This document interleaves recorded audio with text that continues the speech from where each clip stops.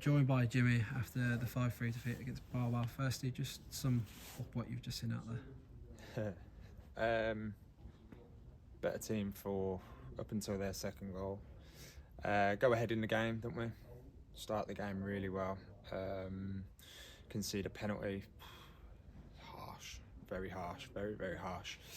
I see those incidents happen every single week. We're on the wrong end of it. But to be fair to the lads, they managed their emotions okay. They had a bit of a spell after the first goal. But then we settled back in the game, score an excellent second goal, excellent. Going at half-time 2-1, and we're looking to build upon that, which I thought we started the second half really well. But then we give the ball away in the middle of the pitch. And obviously they go and score the second, and then it's just a capitulation from there. And obviously you mentioned that it was a good first half. I mean, it's probably a tale of two halves in many ways. Obviously, what did you think needed to happen after the sort of third goal? Did you just need to manage the game a little better, or just get a little bit more control by sort of how did you manage that certain period? Yeah, I mean, look, it's a difficult one. I need the players on the pitch at that moment just to settle the emotion down again. You know, it's difficult because you're in a game where you're in pretty much as much control as what you can be at this level.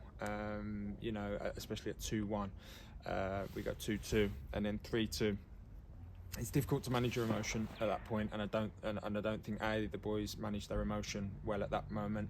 And I'll be honest, they scored how many goals? Four goals in the space of 10-15 minutes. And that just tells you that we went ragged basically.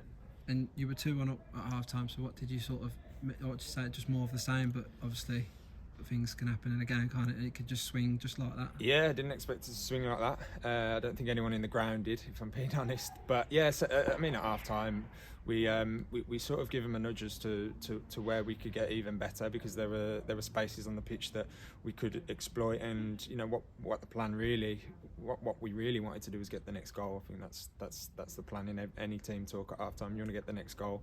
Start the half brightly. Like I say, we give the ball away in the middle of the pitch, and they score pretty much probably against the run of play at that point. And then the momentum shift in the game is just it's off the scale really, and we didn't deal with it. I spoke about a few positives. Obviously, Charlie Ragg and Daniel Recker both got off the mark today, so that's another positive for you to take forward. Yeah, Charlie worked off Ty.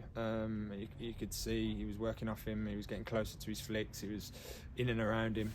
Got his reward. He had one just before that as well.